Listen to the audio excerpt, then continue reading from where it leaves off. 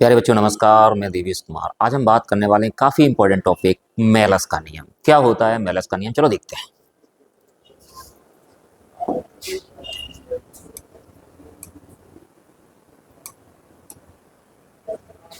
Malus का नियम।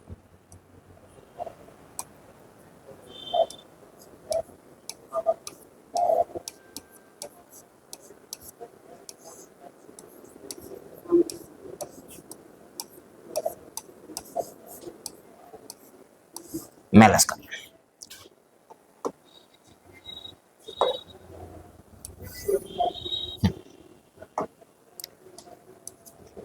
इस नियम के अनुसार क्या होता है, किसी ध्रुवक से आने वाला समतल ध्रुवित प्रकाश जब किसी विश्लेषक पर गिरता है तो विश्लेषक से निर्गत प्रकाश की तीव्रता ध्रुवक की ध्रुवण दिशा तथा विश्लेषक की ध्रुवण दिशा के बीच बने कोण की कोज्या के वर्ग के अनुक्रमानुपाती होती है।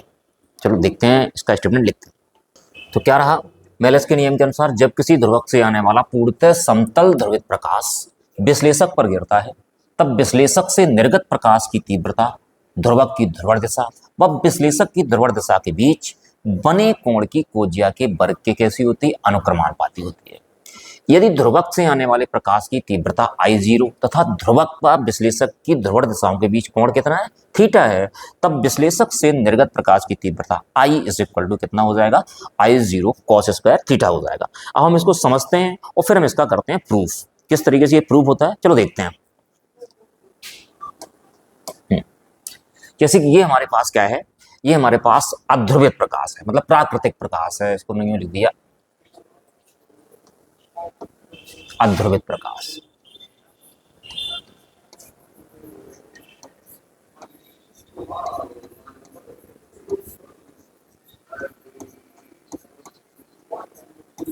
और ये हमारे पास क्या है, ध्रुवक।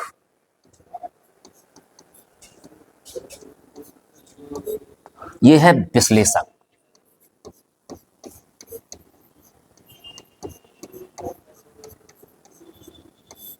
और जो ये दिख रही है ना, ये है ध्रुवक की ध्रुवण दिशा और ये हमारे पास है विश्लेषक की ध्रुवण दिशा। तो ध्रुवक की ध्रुवण दिशा ये रही ऊर्ध्वाधर, ये रही ऊर्ध्वाधर, और इसके बीच का जो कोण है वो हमारे पास कितना है, थीटा है। बीच का कोण हमारे पास कितना है, थीटा है। और ये हमारे पास कौन सा प्रकाश है, ये है समतल ध्रुवित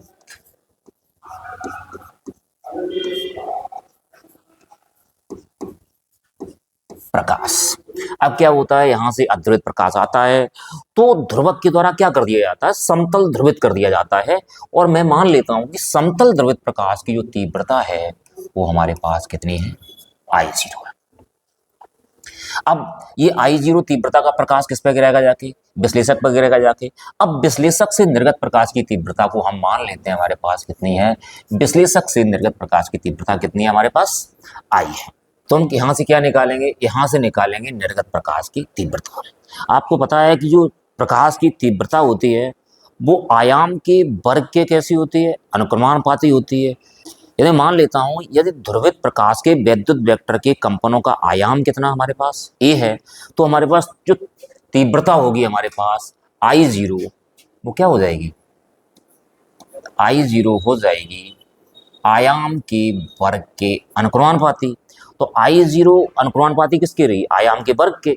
जब समानुपाती का चिन्ह हटता है तो चिन्ह किसका आता है, बराबर का चिन्ह आता है, और साथ में कांस्टेंट लेके आता है, तो हमारे पास I0 इज इक्वल टू कितना हो जाएगा, के ए स्क्वायर हो जाएगा। जब I0 हमारे पास कितना हो गया, I0 के ए स्क्वायर हो गया।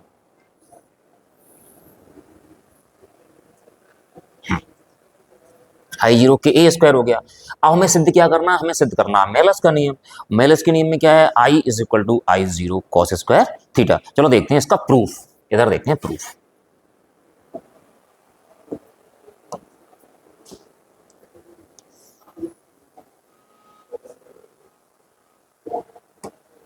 प्रूफ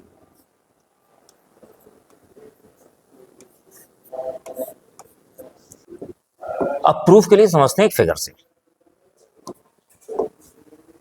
जैसे हमने बनाया ये एक अब इसमें आप समझिएगा,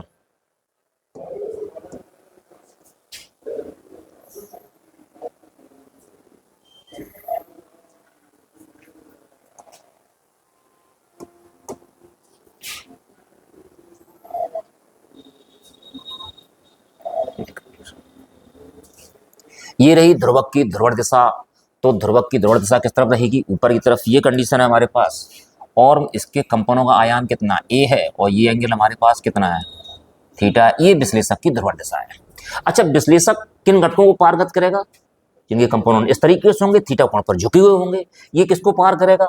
ये उनको पार कर देगा जो क्या होंगे, इसके लंबवत होंगे, मतलब जो इसके समानांतर होंगे। जो घटक ऊर्ध्वाधर होंगे यहाँ पार हो जाएंगे, जो यहाँ से क्या होंगे, वो घटक पार हो जाएंगे जो एंगल थीटा पे झुके हुए होंगे। वाली कंडीशन होगी। तो यहाँ पे इसका क्या करते हैं, हम घटक तोड़ देते हैं, और इसके कंपनों का आयाम कितना हमारे पास ए है। कंपनों का आयाम अगर ए है,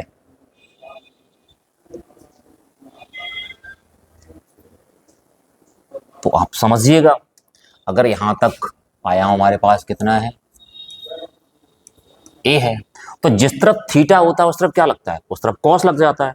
तो इसका जो एक घटक हो जाएगा यहां से, वो कितना हो जाएगा, ये हो जाएगा ए कॉस थीटा। कितना हो जाएगा, ए कॉस थीटा। आपको बताया गया था कि निर्गत प्रकाश की तीव्रता होती है वो आयाम के वर्ग की कैसी होती है, अनुक्रमानुपाती होती है। तो हम देखते हैं, तो I is directly proportional A cos theta का होल स्क्वायर। तो आई इज डायरेक्टली प्रोपोर्शनल कितना हो जाएगा, ए स्क्वायर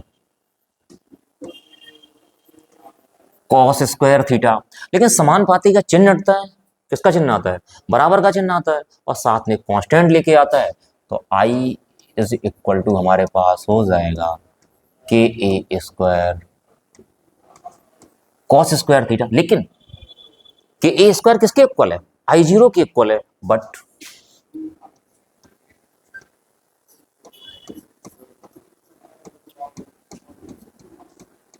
तो हमारे पास आई इज इक्वल टू क्या बचता है, आई जीरो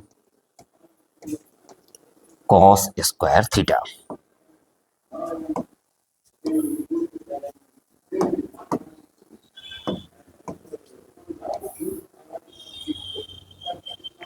तो आई इज इक्वल टू क्या निकल के आ गया हमारे पास, आई जीरो कॉस स्क्वायर थीटा। इसमें आई क्या है, आई है विश्लेषक से निर्गत प्रकाश की तीव्रता, आई जीरो विश्लेषक पर आपतित प्रकाश की तीव्रता, थीटा क्या है, ध्रुवक की ध्रुवण दिशा और विश्लेषक की ध्रुवण दिशा के बीच बना हुआ कोण। अब देखते हैं इसमें स्पेशल केसेस।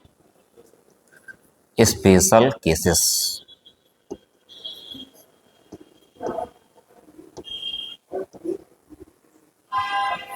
नंबर 1, यदि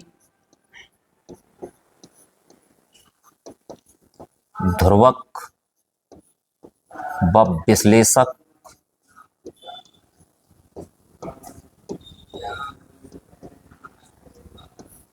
परस्पर कैसे हैं, समानांतर है।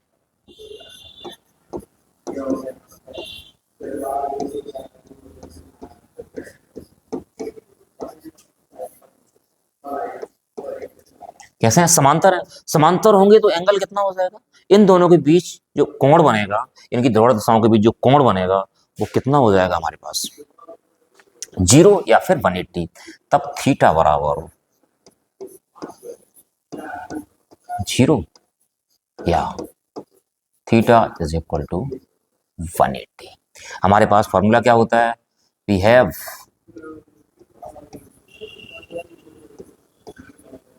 आई इज इक्वल टू क्या होता है, I zero cos square theta. एक बार हम इसमें क्या करेंगे, एक बार इसमें थीटा के स्थान पर 0 लगा देंगे, फिर क्या करेंगे, इसमें थीटा के स्थान पर कितना लगा देंगे, 180 लगा देंगे। तो I is equal to I zero cos square zero. Cos zero की वैल्यू कितनी होती है, कॉस जीरो की जो वैल्यू होती है वो होती है 1। तो I is equal to I zero into 1 का स्क्वायर। तो आई इज इक्वल टू हमारे पास क्या रहेगा, I0। तो I इज इक्वल टू कितना रहेगा, I0 रहेगा। अब यहाँ हम क्या करते हैं, थीटा को 180 लगा लेते हैं ना। थीटा इज इक्वल टू 180, तो I इज इक्वल टू कितना रहेगा बेटा हमारे पास, I इज इक्वल टू रहेगा I0 cos square theta. I is equal to I0 cos square 180। cos 180 की वैल्यू कितनी होती है, माइनस का 1 होती है। I0 और -1 का स्क्वायर, तो I इज इक्वल टू क्या रहेगा, I0 into 1। I is equal to कितना हो गया, I0 हो गया। तो यहां से एक बात स्पष्ट हो जाती है कि यदि ध्रुवक और विश्लेषक परस्पर समांतर हैं तो उनसे निर्गत प्रकाश की जो तीव्रता है वो आपतित प्रकाश की तीव्रता की कैसी होती है, बराबर होती है। अब देखते हैं सेकंड कंडीशन इसमें।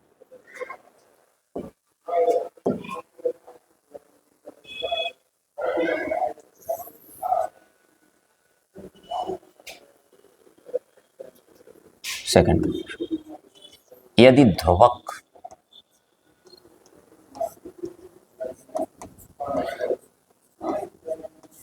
व विश्लेषक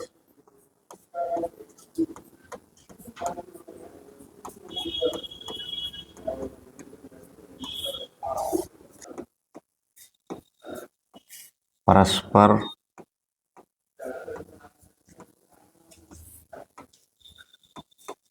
लंबवत है। अगर परस्पर लंबवत होंगे तो थीटा कितना हो जाएगा, दोनों के बीच का जो कोण बनेगा वो कितना हो जाएगा, 90 अंश हो जाएगा। Theta is equal to 90। तब I इज इक्वल टू हमारे पास क्या होता है, I इज इक्वल टू होता है I0 cos स्क्वायर थीटा। तो I is equal to I0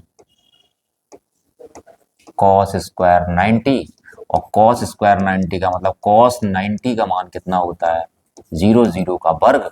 तो I is equal to I0 into 0, तो I इज इक्वल टू कितना हो गया, 0 हो गया।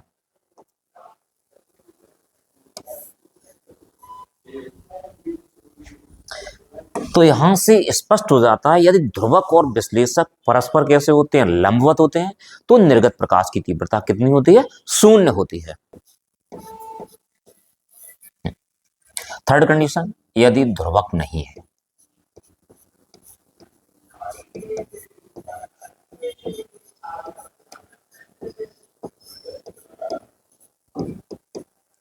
यदि ध्रुवक नहीं होगा तो विश्लेषक पर जो गिरने वाला प्रकाश होगा कैसा होगा, अध्रुवित होगा, प्राकृतिक प्रकाश होगा। आपको बताया गया था कि जब प्राकृतिक प्रकाश किसी ध्रुवक पर गिरता है तो उसके बाद पता क्या होता है, उसकी प्रकाश की तीव्रता कितनी हो जाती है, आधी हो जाती है, क्योंकि अब उसमें ध्रुवक तो है ही नहीं, तो इससे प्रकाश की तीव्रता कितनी हो जाएगी, आधी हो जाएगी। अगर I0 तीव्रता का प्रकाश गिर रहा है तो निर्गत प्रकाश की तीव्रता कितनी हो जाएगी, I is equal to I0 upon 2। एक तो तरीका ये है, या फिर इसको यूं देखिएगा, नहीं है तब I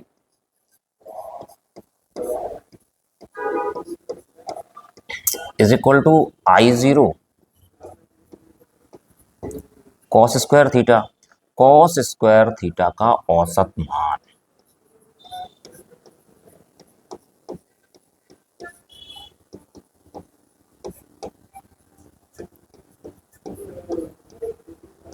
कितना, 1/2। तो I is equal to I0 into 1/2। तो हमारे पास जो निर्गत प्रकाश की तीव्रता होगी वो आपतित प्रकाश की तीव्रता ही कितनी होगी, आधी होगी।